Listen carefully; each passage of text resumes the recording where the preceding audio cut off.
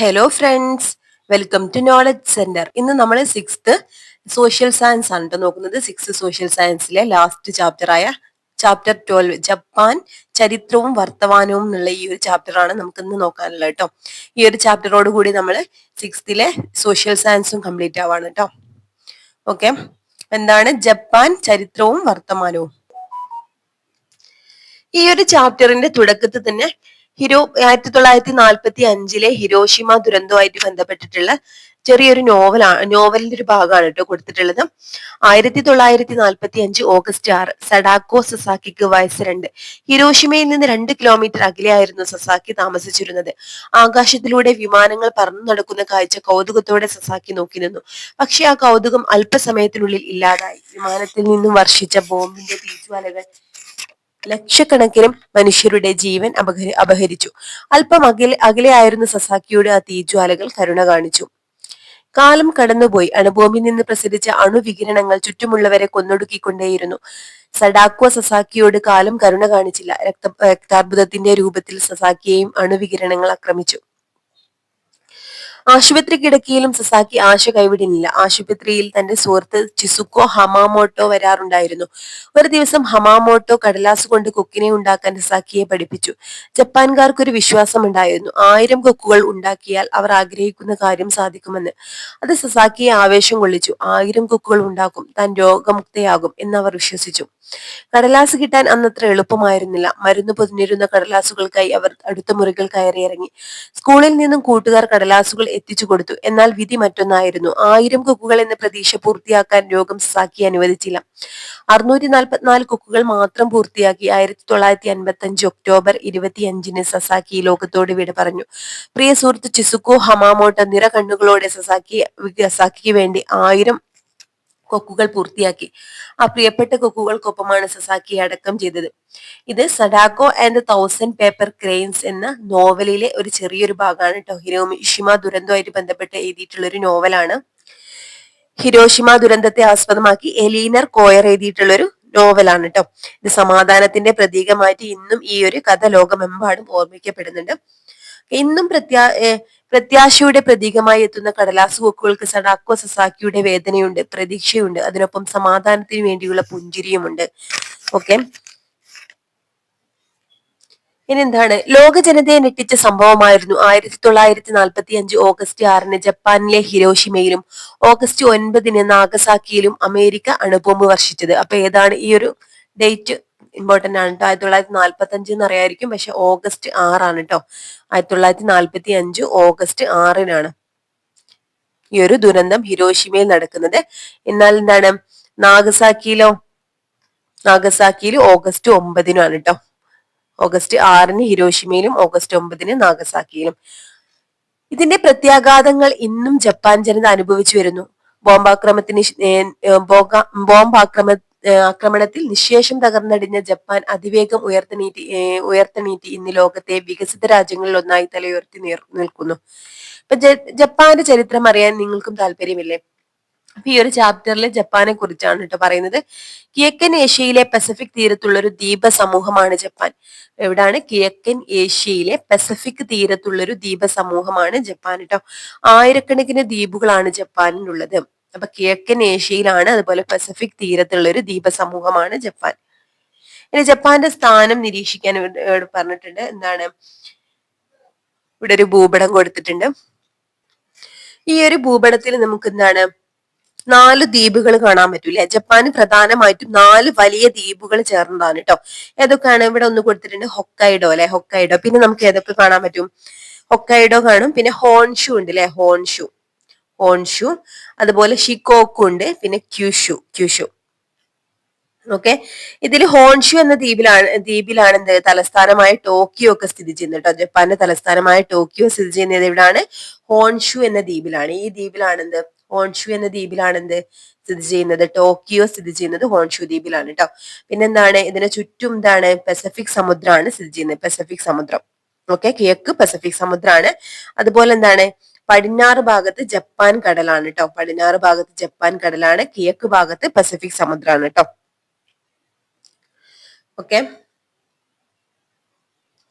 അപ്പോൾ ഈ പ്രധാനമായിട്ടും ഈ 4 ദ്വീപുകളാണ്, ദ്വീപുകൾ ഒന്നിച്ചുള്ളതാണ് ജപ്പാൻ. ഓക്കെ, പ്രധാനമായിട്ടും ഈ ഒരു വലിയ 4 ദ്വീപുകൾ ചേർന്നതാണ്. ഓക്കെ, ഹൊക്കൈഡോ, ഹോൺഷു, ഷിക്കോക്കു, ക്യുഷു ട്ടോ, ഇമ്പോർട്ടന്റ് ആണ്.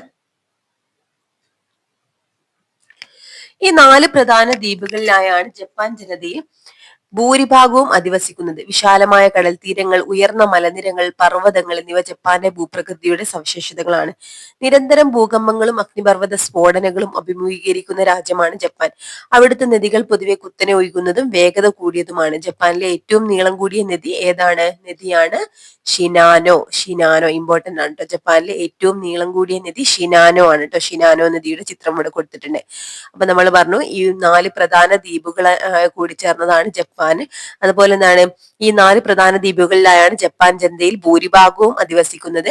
വിശാലമായ കടൽ തീരങ്ങൾ, ഉയർന്ന മലകള്, പർവ്വതങ്ങൾ എന്നിവ ജപ്പാന്റെ ഭൂപ്രകൃതിയിൽ സവിശേഷതകളാണ്. പിന്നെ അതുപോലെ തന്നെ എന്താണ്, നിരന്തരം ഭൂകമ്പങ്ങളും അഗ്നിപർവ്വത സ്ഫോടനങ്ങളും അഭിമുഖീകരിക്കുന്ന രാജ്യമാണ് ജപ്പാന്. ഇവിടുത്തെ നദികൾ പൊതുവെ കുത്തനെ ഒഴുകുന്നതും വേഗത കൂടിയതുമാണ്. ജപ്പാനിലെ ഏറ്റവും നീളം കൂടിയ നദി ഷിനാനോ ആണ് കേട്ടോ. ഷിനാനോ നദി. ഇനി ഇവിടെ ലോക ഭൂപടം നിരീക്ഷിച്ച് ജപ്പാന്റെ അയൽ രാജ്യങ്ങൾ കണ്ടെത്തി എഴുതൂ എന്ന് പറയുന്നുണ്ട് കേട്ടോ. അപ്പൊ ഇവിടെ റഷ്യ കൊടുത്തിട്ടുണ്ട്. ഇനി ഏതൊക്കെയാണ് അയൽ രാജ്യങ്ങൾ? നമുക്കറിയാം കൊറിയ. കൊറിയ എന്താണ്? കൊറിയ, അതായത് ജപ്പാന്റെ പടിഞ്ഞാറ് ഭാഗത്തായാണ് കൊറിയ സ്ഥിതി ചെയ്യുന്നത് കേട്ടോ. പിന്നെ ചൈന. ചൈന അതായത് കിഴക്കൻ ഭാഗത്ത് ചൈന കടലിന് അക്കരെ പടിഞ്ഞാറ് ഭാഗത്തായിട്ട് സ്ഥിതി ചെയ്യുന്ന അയൽ രാജ്യമാണ് ചൈന കേട്ടോ. പിന്നെന്താണ്? ഫിലിപ്പീൻസ് ഇതൊക്കെ എന്താണ്? ജപ്പാന്റെ അയൽ രാജ്യങ്ങളാണ് കേട്ടോ. ഫിലിപ്പീൻസ് ഒക്കെ. അപ്പൊ Russia, Korea, China, Taiwan, Philippines ഒക്കെ എന്താണ്? ജപ്പാന്റെ അയൽ രാജ്യങ്ങളാണ്. ഇനി ജപ്പാന്റെ ചരിത്രം കേട്ടോ. ജപ്പാന്റെ അയൽ രാജ്യങ്ങളായ ചൈനയും കൊറിയയും പ്രാചീന കാലം മുതൽ അവിടുത്തെ സംസ്കാരത്തിൽ സ്വാധീനം ചെലുത്തിയിരുന്നു. ചൈനീസ് എഴുത്ത് സമ്പ്രദായവും തത്വചിന്തയും സാഹിത്യവും കൊറിയയിലൂടെയാണ് ജപ്പാനിൽ എത്തിയത്. ജപ്പാനിൽ ബുദ്ധമതം പ്രചരിച്ചതും ഇത്തരത്തിലാണ്. അപ്പൊ എന്താ പറഞ്ഞിട്ടുള്ളത്? ജപ്പാന്റെ അയൽരാജ്യങ്ങളായ ചൈനയും കൊറിയയും പ്രാചീന കാലം മുതൽ ഇവിടുത്തെ സംസ്കാരത്തിൽ സ്വാധീനം ചെലുത്തിയിട്ടുണ്ട് എന്നാണ് പറയുന്നത് കേട്ടോ. അപ്പൊ ചൈനീസ് എഴുത്ത് സമ്പ്രദായവും തത്വചിന്തയും സാഹിത്യവും കൊറിയയിലൂടെയാണ് ജപ്പാനിലേക്ക് എത്തിയത്. അതുപോലെ തന്നെ ജപ്പാനിൽ ബുദ്ധമതം പ്രചരിച്ചതും ഇത്തരത്തിലാണ്. അടുത്തത് സാഹിത്യമാണ് കേട്ടോ. ജപ്പാന്റെ പരമ്പരാഗത ചരിത്രം വിവരിക്കുന്ന കൃതിയായ എട്ടാം നൂറ്റാണ്ടിൽ എഴുതപ്പെട്ട കൊജിക്കി എന്താണ്? ഈ ഒരു ജപ്പാന്റെ പരമ്പരാഗത ചരിത്രം വിവരിക്കുന്ന ഒരു കൃതിയാണ് എന്ത്? കൊജിക്കി. എന്നാണ് എഴുതപ്പെട്ടത്? എട്ടാം നൂറ്റാണ്ടിലാണ് എഴുതപ്പെട്ടത്. ചരിത്രവും ഇതിഹാസവും ഇടകലർത്തിയ രീതിയിലാണിത് എഴുതിയിരിക്കുന്നത് കേട്ടോ. 10ാം നൂറ്റാണ്ടോടെ ചൈനീസ് സാംസ്കാരിക സ്വാധീനത്തിൽ നിന്നും സ്വതന്ത്രമാകാനുള്ള ശ്രമങ്ങൾ ജപ്പാൻ ആരംഭിച്ചു. ഇത് തനതായ ഒരു സംസ്കാരം രൂപപ്പെടുത്താൻ ജപ്പാനെ സഹായിച്ചു. ചൈനീസ് എഴുത്ത് രീതിയെ ലഘൂകരിച്ചുകൊണ്ട് ജപ്പാനീസ് ഭാഷയ്ക്ക് ഒരു പുതിയ ലിപി അവർ രൂപപ്പെടുത്തി. കഥകളും കവിതകളുമായി നിരവധി സാഹിത്യ കൃതികൾ ജാപ്പാനീസ് ഭാഷയിൽ എഴുതപ്പെട്ടു. കൊട്ടാരം എഴുത്തുകാരിയായിരുന്ന മുറുസാക്കി ഷിക്കിബു എഴുതിയ ജെൻജിയുടെ കഥ ഇവയിൽ ഏറെ പ്രസിദ്ധമാണെന്നാണ് പറയുന്നത് കേട്ടോ. അപ്പൊ ഇവിടെ എന്താ പറഞ്ഞിട്ടുള്ളത്? കൊട്ടാരം എഴുത്തുകാരിയായ മുറസാക്കി ഷിക്കിബു എഴുതിയ ഒരു കൃതിയാണ് ഇത് ജെൻജിയുടെ കഥ കേട്ടോ. ഇതെന്താണ്? ഇവിടുത്തെ സാഹിത്യ കൃതികളിൽ ഏറ്റവും പ്രസിദ്ധമായിട്ടുള്ള ഒരു കൃതിയാണ്. അപ്പൊ 2 കാര്യങ്ങൾ നമ്മളിവിടെ പറഞ്ഞു. ജപ്പാന്റെ പരമ്പരാഗത ചരിത്രം വിവരിക്കുന്ന ഒരു കൃതിയാണ് കൊജിക്കി. 8ാം നൂറ്റാണ്ടിലാണ് എഴുതപ്പെട്ടത്. പിന്നീട് എന്താണ് പിന്നെ അതായത് ജാപ്പനീസ് ഭാഷയ്ക്ക് ഒരു പുതിയ ലിപി അവർ രൂപപ്പെടുത്തി. കഥകളും കവിതകളുമായിട്ട് നിരവധി സാഹിത്യ കൃതികൾ ജാപ്പാനീസ് ഭാഷയിൽ എഴുതപ്പെട്ടു. അതിൽ ഏറ്റവും പ്രധാനപ്പെട്ടതാണ് ഇത് മുറസാക്കി ഷിക്കിബു എഴുതിയിട്ടുള്ള ജെൻജിയുടെ കഥ എന്നുള്ള ഈ ഒരു കൃതി ട്ടോ. ഓക്കെ, ഈ ലിപിയുടെ ചിത്രമൊക്കെ ഇവിടെ കൊടുത്തിട്ടുണ്ട്.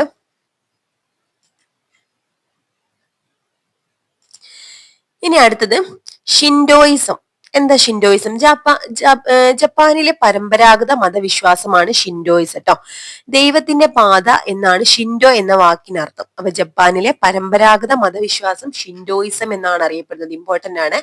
ഷിൻഡോയിസം, ദൈവത്തിന്റെ പാത എന്നാണ് ഷിൻഡോ എന്ന വാക്കിനർത്ഥം. ദൈവത്തിന്റെ പാത. ഓക്കെ, ആരാധനാമൂർത്തികളെ പൊതുവെ കാമി എന്നാണ് വിളിച്ചിരുന്നത്. സൂര്യദേവതയായ അമതരേസു ആയിരുന്നു ഇതിൽ പ്രധാനം. സൂര്യദേവതയുടെ പിൻഗാമിയായാണ് ചക്രവർത്തിമാരെ കരുതി പോന്നിരുന്നത്. ഷിൻഡോയിസത്തിന്റെ തലവന്മാരായിരുന്നു ഈ ചക്രവർത്തിമാർ. അപ്പൊ ജപ്പാനിലെ പരമ്പരാഗത മതവിശ്വാസമാണ് ഷിൻഡോയിസം. ഷിൻഡോ എന്ന വാക്കിനർത്ഥം ദൈവത്തിന്റെ പാത എന്നാണ്.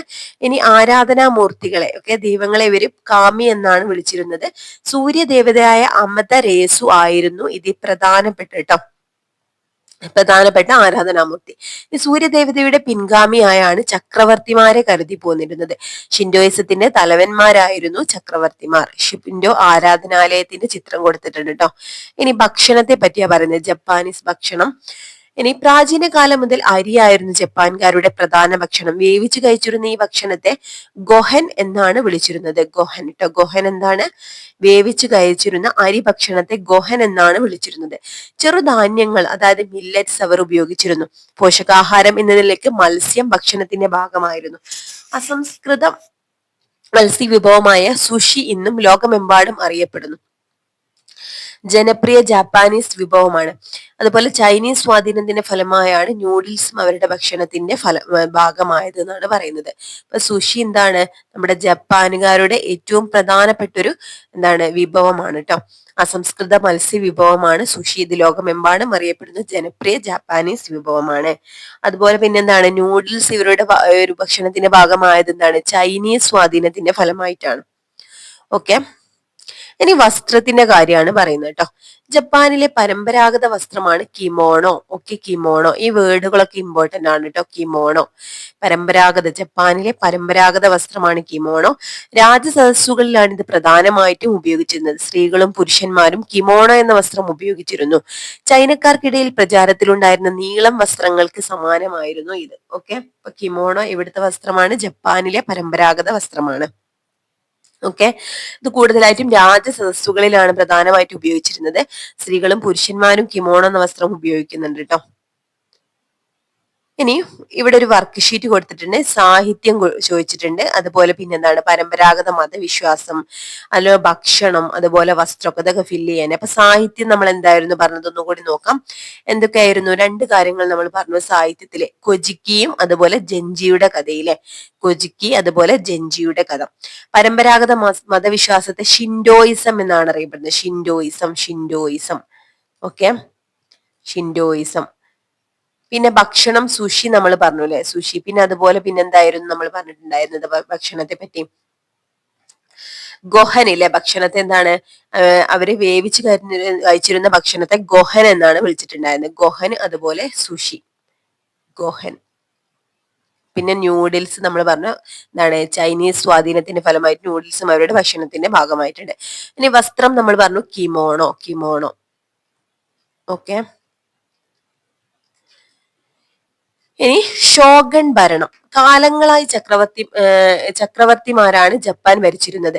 എന്നാൽ 12-ാം നൂറ്റാണ്ടോടെ രാജ്യത്തിന്റെ ഭരണം ചക്രവർത്തിമാരിൽ നിന്ന് ഷൊഗൺമാർ എന്നറിയപ്പെട്ടിരുന്ന സൈനിക മേധാവികളുടെ കൈകളിൽ എത്തിച്ചേർന്നു. അപ്പൊ എത്രാം നൂറ്റാണ്ടോടെയാണ്? 12-ാം നൂറ്റാണ്ടോടെയാണ് രാജ്യത്തിന്റെ ഭരണം ചക്രവർത്തിമാരിൽ നിന്ന് ഷോഗൺമാർ എന്നറിയപ്പെട്ടിരുന്ന സൈനിക മേധാവികളുടെ കൈകളിൽ എത്തിച്ചേർന്നു. നാമമാത്ര ഭരണാധികാരിയായി എത്തിയ ചക്രവർത്തിയുടെ പേരിൽ ഷോഗൺമാർ ഭരണം നടത്തി. ഈ ഭരണത്തിന് കീഴിൽ ജപ്പാനെ 250-ൽ അധികം പ്രാദേശിക മേഖലകളായി വിഭജിച്ചു. ഇവയുടെ നിയന്ത്രണം ഡെയ്മിയോ എന്ന് വിളിക്കപ്പെടുന്ന പ്രഭുക്കളുടെ ഭരണത്തിന് കീഴിലാക്കി. അപ്പൊ എന്തൊക്കെ പറഞ്ഞിട്ടുള്ളത്? 12-ാം നൂറ്റാണ്ടോടെ അതുവരെ കുറെ കാലങ്ങളായിട്ട് ചക്രവർത്തിമാരുടെ ഭരണമായിരുന്നു നിലനിന്നിട്ടുണ്ടായിരുന്നത്. എന്നാൽ 12-ാം നൂറ്റാണ്ടോടെ രാജ്യത്തിന്റെ ഭരണം ചക്രവർത്തിമാരിൽ നിന്ന് ഷോഗൺമാർ എന്നറിയപ്പെട്ടിരുന്ന സൈനിക മേധാവികളുടെ കൈകളിലേക്ക് എത്തിച്ചേർന്നു. എന്നിട്ട് ഭരണാധികാരികൾക്ക് അവിടെ അവരുടെ അധികാരം നാമമാത്രമായിട്ടുള്ള അധികാരം മാത്രമായി. പിന്നീട് ഈ ഒരു ചക്രവർത്തിയുടെ പേരിൽ ഷോഗന്മാരാണ് ഭരണം നടത്തിയിട്ടുണ്ടായിരുന്നത് കേട്ടോ. ഈ ഭരണത്തിന് കീഴിൽ ജപ്പാൻ 280-ൽ അധികം പ്രാദേശിക മേഖലകളാക്കി വിഭജിച്ചിട്ടുണ്ടായിരുന്നു. ഇവയുടെ ഓരോന്നിന്റെയും നിയന്ത്രണം ഡെയ്മിയോ എന്ന് വിളിക്കപ്പെടുന്ന പ്രഭുക്കളുടെ ഭരണത്തിന് കീഴിലാക്കി കേട്ടോ. ഭരണത്തിൽ സ്വാധീനമുണ്ടായിരുന്ന യോദ്ധാക്കളുടെ വിഭാഗമായിരുന്നു സമുറായികൾ. സമുറായികൾ ഭരണത്തിന്റെ സ്വാധീനമുണ്ടായിരുന്ന യോദ്ധാക്കളുടെ വിഭാഗങ്ങളാണ് സമുറായികൾ. ഇവർ ഷോഗന്മാരെയും ഡെയ്മിയോമാരെയും സേവിച്ചിരുന്നു. 19-ാം നൂറ്റാണ്ടിൽ നടന്ന മെയ്ജി പുനഃസ്ഥാപനം ഷോഗൺ ഭരണം ജപ്പാനിൽ അവസാനിക്കുന്നതിന് കാരണമായി. അപ്പൊ ഷോഗൺ ഭരണം ജപ്പാനിൽ അവസാനിക്കുന്നതിന് കാരണമായത് എന്താണ്? മെയ്ജി പുനഃസ്ഥാപനമാണ് കേട്ടോ. മെയ്ജി പുനഃസ്ഥാപനം. ഓക്കെ, ഇവര് ഷോഗന്മാരും ഡേമിയോമാരെയും സേവിച്ചിട്ടുണ്ടായിരുന്നു. 19-ാം നൂറ്റാണ്ടിലാണ് എന്ത് ഈ ഒരു ഷോഗൺ ഭരണം ജപ്പാനിൽ അവസാനിച്ചത് കേട്ടോ. 12-ാം നൂറ്റാണ്ടിൽ ആരംഭിച്ചു, 19-ാം നൂറ്റാണ്ടിലാണ് അവസാനിച്ചത്. അപ്പൊ മെയ്ജി പുനഃസ്ഥാപനം എന്ന് ഇതുവഴിയാണ് ഈ ഒരു ഷോഗൺ ഭരണം ജപ്പാനിൽ അവസാനിക്കാൻ കാരണമായത്. ഇനി എന്താണ് ഇവിടെ ഡെയ്മിയോകൾ എന്താണെന്നാണ് കൊടുത്തിട്ടുള്ളത് കേട്ടോ. ജപ്പാനിലെ ഫ്യൂഡൽ പ്രഭുക്കന്മാരായിരുന്നു ഡെയ്മിയോകൾ. 12-ാം നൂറ്റാണ്ട് മുതൽ 19-ാം നൂറ്റാണ്ട് വരെ ജപ്പാനിലെ പ്രവിശ്യകളെ നിയന്ത്രിച്ചിരുന്നത് ഇവരായിരുന്നു. ഡെയ്മിയോകൾ എന്താണ്? ജപ്പാനിലെ ഫ്യൂഡൽ പ്രഭുക്കന്മാരായിരുന്നു. 12-ാം നൂറ്റാണ്ട് മുതൽ 19-ാം നൂറ്റാണ്ട് വരെ ഈ ഒരു കാലയളവിലാണ് ഈ ഒരു ഷോഗൺ ഭരണം നിലനിന്നിരുന്നത് അല്ലെ. ഈ ഒരു കാലഘട്ടത്തിലാണ് ജപ്പാനിലെ പ്രവിശ്യകളെ നിയന്ത്രിച്ചിരുന്നത് ഈ ഒരു ഡെയ്മിയോകളായിരുന്നു കേട്ടോ. ഓക്കെ, ഇനി അടുത്തത് മെയ്ജി പുനഃസ്ഥാപനം എന്താന്ന് കൊടുത്തിട്ടുണ്ട് കേട്ടോ. വിദേശികളുടെ ആധിപത്യത്തിൽ നിന്ന് രക്ഷപ്പെട്ട ഏഷ്യൻ രാജ്യമായിരുന്നു ജപ്പാൻ. പല രാജ്യങ്ങളും ജപ്പാനുമായി വ്യാപാര ബന്ധം സ്ഥാപിക്കുന്നതിന് ശ്രമിച്ചു. അമേരിക്കക്കാരനായ കമ്മോഡോർ മാത്യു പെറി 1853 ജപ്പാനിൽ എത്തുകയും അവരുമായി വ്യാപാര അനുമതി സാധ്യമാക്കുകയും ചെയ്തു. മാത്യു പെറിയുടെ ആഗമനം ജപ്പാന്റെ രാഷ്ട്രീയ ചരിത്രത്തെ മാറ്റിമറിച്ചു. 1868 നടന്ന ഒരു നീക്കത്തിലൂടെ ഷോഗന്മാർ അധികാരത്തിൽ നിന്ന് ഫലമായി പുറത്താക്കപ്പെടുകയും ചക്രവർത്തി സുപ്രധാന അധികാര കേന്ദ്രമായി തിരിച്ചു വരികയും ചെയ്തു. എദോ നഗരത്തെ തലസ്ഥാനമാക്കി പ്രഖ്യാപിച്ചു. പിന്നീട് അതിനെ ടോക്കിയോ എന്ന് പുനർനാമകരണം ചെയ്തു. ഇത് മെയ്ജി പുനഃസ്ഥാപനം എന്നറിയപ്പെടുന്നു. അപ്പൊ എന്താ പറഞ്ഞിട്ടുള്ളത്? വിദേശികളുടെ ആധിപത്യത്തിൽ നിന്ന് രക്ഷപ്പെട്ട ഏഷ്യൻ രാജ്യമായിരുന്നു ജപ്പാന്. പല രാജ്യങ്ങളും ജപ്പാനുമായിട്ട് വ്യാപാര ബന്ധം സ്ഥാപിക്കുന്നതിന് ശ്രമിച്ചിട്ടുണ്ടായിരുന്നു. പിന്നീട് അമേരിക്കക്കാരനായ കമ്മോഡോർ മാത്യു പെറി 1853 ജപ്പാനിൽ എത്തുകയും അവരുമായിട്ട് വ്യാപാര അനുമതി സാധ്യമാക്കുകയും ചെയ്തു. അപ്പോൾ അമേരിക്കക്കാരനായ മാത്യു പെറിയാണ് നമ്മുടെ ജപ്പാനുമായിട്ട് വ്യാപാര ബന്ധത്തിൽ ഏർപ്പെടുന്നത് കേട്ടോ. മാത്യു പെറി 1853 മാത്യു പെറിയുടെ ആഗമനം ജപ്പാന്റെ രാഷ്ട്രീയ ചരിത്രത്തെ മാറ്റിമറിച്ചു എന്നാണ് പറയുന്നത്. ഓക്കെ, 1868 നടന്ന ഒരു നീക്കത്തിലൂടെ ഷോഗന്മാർ അധികാരത്തിൽ നിന്ന് ബലമായിട്ട് പുറത്താക്കപ്പെടുകയും ചക്രവർത്തി സുപ്രധാന അധികാര കേന്ദ്രമായിട്ട് തിരിച്ചു വരികയും ചെയ്തു 1868. പിന്നീട് എന്താ സംഭവിച്ചത്? എദോ നഗരത്തെ തലസ്ഥാനമായിട്ട് പ്രഖ്യാപിച്ചിട്ടോ. ഈ ഒരു നഗരാണ്, എദോ നഗരാണ് പിന്നീട് ടോക്കിയോ എന്ന് പുനർനാമകരണം ചെയ്തത്. ഈ ഒരു സംഭവത്തെയാണ് മെയ്ജി പുനഃസ്ഥാപനം എന്ന് അറിയപ്പെടുന്നത്. മാത്യു പെറിയുടെ വരവോടെയാണ് മെയ്ജി പുനഃസ്ഥാപനം സംഭവിച്ചത് 1868. ഭരണത്തിലുണ്ടായ മാറ്റം. ഫുക്കോക്കു ക്യോഹി സമ്പന്നമായ രാജ്യം അതുപോലെ ശക്തമായ സൈന്യം എന്ന ആശയത്തിന് ഊന്നൽ നൽകിക്കൊണ്ടുള്ള പുതിയ നയത്തിന് മെയ്ജി ഗവൺമെന്റ് തുടക്കം കുറിച്ചിട്ടോ. അപ്പൊ ഫുക്കോഹു ക്യോഹി എന്ന് പറഞ്ഞാൽ സമ്പന്നമായ രാജ്യം, ശക്തമായ സൈന്യം. രാജ്യത്തെ ശക്തിപ്പെടുത്തുന്നതിനായി മെയ്ജി ഗവൺമെന്റ് പുതിയ ഭരണ സമ്പ്രദായം നടപ്പിലാക്കി. സൈന്യത്തെയും ഉദ്യോഗസ്ഥരെയും ചക്രവർത്തിയുടെ നേരിട്ടുള്ള നിയന്ത്രണത്തിന് കീഴിലാക്കി. 20 വയസ്സ് തികഞ്ഞ എല്ലാ യുവാക്കൾക്കും നിശ്ചിത കാലയളവ് സൈനിക സേവനം നിർബന്ധമാക്കി. ഭരണത്തിലുണ്ടായ മാറ്റങ്ങളാണ് പറയുന്നത്. ഇനി വിദ്യാഭ്യാസ സമ്പ്രദായം എന്തൊക്കെ മാറ്റങ്ങളാണ്? 1870-കളിൽ ജപ്പാൻ പുതിയ വിദ്യാഭ്യാസ സമ്പ്രദായത്തിന് തുടക്കം കുറിച്ചിട്ടോ. 1870 വിദ്യാഭ്യാസ സമ്പ്രദായത്തിൽ കൊണ്ടുവന്ന മാറ്റങ്ങൾ. ഒന്നാമത്തെ, ആൺകുട്ടികൾക്കും പെൺകുട്ടികൾക്കും വിദ്യാഭ്യാസം നിർബന്ധമാക്കി. പാശ്ചാത്യ മാതൃകകൾ അടിസ്ഥാനമാക്കിയുള്ള പാഠ്യപദ്ധതി രൂപപ്പെടുത്തി.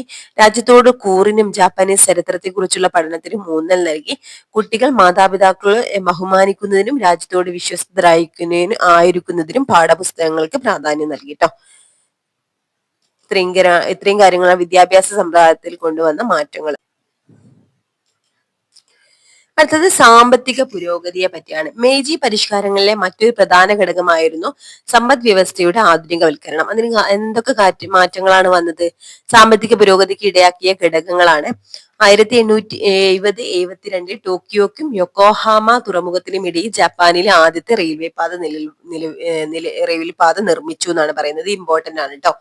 1870-72 എവിടെയൊക്കെയാണ്? ടോക്കിയോക്കും യൊക്കോഹാമ തുറമുഖത്തിനും ഇടയിലാണ് ആദ്യത്തെ റെയിൽവേ പാത നിലവിൽ വന്നത്. ഇനി തുണി നെയ്ത്ത് യന്ത്രങ്ങൾ യൂറോപ്പിൽ നിന്ന് ഇറക്കുമതി ചെയ്തു. തൊഴിലാളികളെ പരിശീലിപ്പിക്കുന്നതിന് വിദേശ സാങ്കേതിക വിദഗ്ധരെ നിയോഗിച്ചു. ജപ്പാനിലെ വിദ്യാർത്ഥികളെ വിദേശത്തേക്ക് അയച്ചു പഠിപ്പിച്ചു. ഇത്രയും കാര്യങ്ങൾ എന്താണ് എന്താണ് സാമ്പത്തിക പുരോഗതിക്ക് ഇടയാക്കിയ ഘടകങ്ങളാണ് കേട്ടോ. ഇനി ആധുനികവൽക്കരണത്തിന്റെ ഭാഗമായി നിരവധി വ്യവസായങ്ങൾ ജപ്പാനിൽ ആരംഭിച്ചു. 5 പേരിൽ താഴെ മാത്രം പണിയെടുത്തുന്ന ചെറു തൊഴിൽശാലകൾ മുതൽ നൂറുകണക്കിന് തൊഴിലാളികളെ പണിയെടുപ്പിച്ചിരുന്ന വൻ വ്യവസായശാലകൾ വരെ ജപ്പാനിൽ സ്ഥാപിക്കപ്പെട്ടു. അങ്ങനെ ഒരു ആധുനിക ദേശരാഷ്ട്രം രൂപീകരിക്കുന്നതിൽ ജപ്പാൻ വിജയിച്ചു. അങ്ങനെ ജപ്പാന്റെ സാമ്രാജ്യ രൂപീകരണ ശ്രമങ്ങളാണ് പറയുന്നത്. മേജി പുനഃസ്ഥാപനത്തോടെ രാഷ്ട്ര കേന്ദ്രീകൃതമായി ദേശീയത ജപ്പാനിൽ ഉയർന്നു വന്നു. തങ്ങളുടെ സാമ്രാജ്യം ചൈനയിലേക്കും മറ്റ് ഏഷ്യൻ പ്രദേശങ്ങളിലേക്കും വ്യാപിപ്പിക്കാൻ വേണ്ടി ജപ്പാൻ യുദ്ധങ്ങളിൽ ഏർപ്പെട്ടു. അയൽരാജ്യങ്ങളായ തായ്വാനെയും കൊറിയയെയും പിടിച്ചടക്കിക്കൊണ്ട് ഒരു കൊളോണിയൽ സാമ്രാജ്യം സ്ഥാപിച്ചു. തങ്ങളുടെ സംസ്കാരത്തിന്റെയും ആദർശങ്ങളുടെയും ഉറവിടമായ ചൈനയെയും യൂറോപ്യൻ ശക്തിയായ റഷ്യയെയും ചെറു രാജ്യമായ ജപ്പാന് പരാജയപ്പെടുത്തി. സാമ്രാജ്യ രൂപീകരണത്തിനായുള്ള അവരുടെ തുടർന്നുള്ള ശ്രമങ്ങൾ കൂടുതൽ യുദ്ധങ്ങളിലേക്ക് നയിച്ചു എന്നാണ് പറയുന്നത് കേട്ടോ. 2ാം ലോക യുദ്ധകാലത്ത് ജപ്പാൻ അമേരിക്കയുടെ പേൾ ഹാർബറിൽ ആക്രമിച്ചു. അമേരിക്ക ജപ്പാനിലെ ഹിരോഷിമയിലും നാഗസാക്കിയിലും അണുബോംബുകൾ വർഷിക്കുന്നതിന് ഇത് കാരണമായിട്ടോ. അപ്പൊ എന്താണ് ഈ ഒരു അണുബോംബ് വർഷണത്തിലേക്ക് എത്തിയത്? അമേരിക്ക ഈ ഒരു 2ാം ലോക യുദ്ധകാലത്ത് ജപ്പാൻ അമേരിക്കയുടെ പേൾ ഹാർബറിൽ ആക്രമിച്ചു. പിന്നീട് എന്താണ് അതിന് മറുപടിയായിട്ട് അമേരിക്ക ജപ്പാനിലെ ഹിരോഷിമയിലും നാഗസാക്കിയിലും ഒക്കെ അണുബോംബുകൾ വർഷിക്കുന്നതിന് ഇത് കാരണമായി എന്നാണ് പറയുന്നത്. ഇപ്പൊ എന്താണ് ലോക യുദ്ധങ്ങൾ ഇവിടെ കൊടുത്തിട്ടുണ്ട്.